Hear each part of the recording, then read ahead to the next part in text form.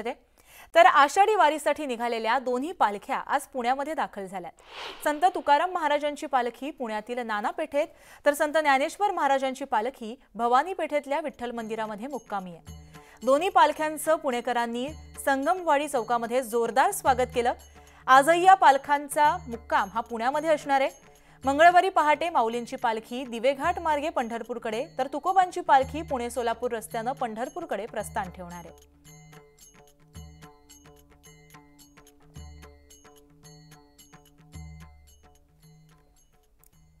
आषाढी यात्रेच्या सोहळ्याच्या निमित्ताने विठ्ठल रुक्मिणी मंदिरात आकर्षक अशी विद्युत रोषणाई करण्यात आली आहे।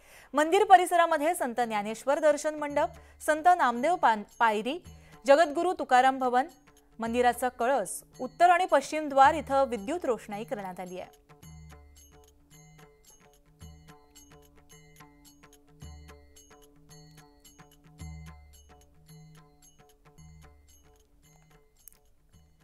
आषाढी वारीसाठी श्री क्षेत्र पंढरपूरकडे जाणाऱ्या संतश्रेष्ठ गजानन महाराजांच्या पालखीचं प्रभू वैद्यनाथाच्या परळी नगरीमध्ये जंगी असं स्वागत करण्यात आलं।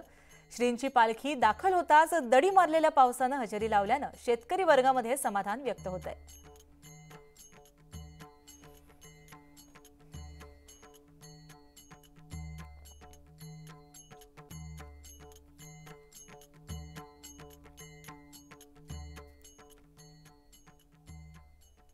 तर बीड नंतर पुण्यामध्ये जाऊया। पुण्यातील नाना पेठेमध्ये 10,000 वारकऱ्यांना तर्रीबाज मिसळ पावाची चव चाखायला मिळाली आहे। काही युवक आणि व्यावसायिकांनी स्वखर्चातून वारकऱ्यांसाठी नाश्ता आणि जेवणाची सोय केली आहे।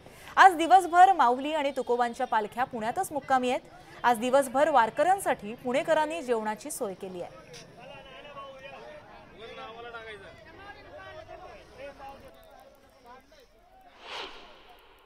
पालख्या पुण्यामध्ये विसावल्यात आणि पालख्यांना पुण्यामध्ये आल्यानंतर आजचा दिवसभराचा दोन्ही पालख्यांचा मुक्काम पुण्यात राहणार आहे। आपण आहोत नाना पेठेमध्ये। माझ्या पाठीमागे जर पाहिलं तर ही प्रचंड गर्दी आहे सकाळचे 10 वाजण्याच्या आसपास। आणि आपण जर पाहिलं तर सगळे हे वारकरी आता नाश्त्याच्या तयारीत आहे आणि पुणेकर कुठली कसूर ठेवत नाही आहेत नाश्ता देण्यामध्ये। ठिकठिकाणी वेगवेगळ्या पद्धतीने वारकऱ्यांना त्यांची नाश्त्याची सोय केलेली आहे। आपण जर पाहिलं तर या ठिकाणी जी गर्दी आहे तर नाश्ता घेण्यासाठी आहे आणि खास पुणेकरांनी आजच्या नाश्त्यामध्ये तर्रीबाज मिसळ ठेवलेली आहे। खरं तर पुण्यातील काही मित्रमंडळी आणि काही व्यावसायिक एकत्र येऊन त्यांनी या ठिकाणी ही जी सोय केलेली आहे या मिसळ पावची, तर ही सगळी मिसळ रात्रीपासून या मिसळची तयारी सुरू होती। जवळपास 10,000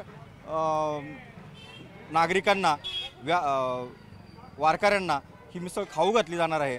नेमकं काय गणित आहे हे सगळं आपण विचारणार आहोत या सगळ्या मित्रमंडळींना। मला सांगा दादा, किती तयारी करण्यात आली, काय नेमकं किती? आमचं सर्वप्रथम पुण्यनगरीमध्ये सर्व वारकरी संप्रदायांचं व संत ज्ञानेश्वर महाराज, संत तुकाराम महाराज यांच्या पालखी दिंडींचं पुणे शहरामध्ये सहर्ष स्वागत करत आहे। इकडे आम्ही अनेक वर्षापासून आम्ही हा मिसळ वाटपाचा कार्यक्रम करतो।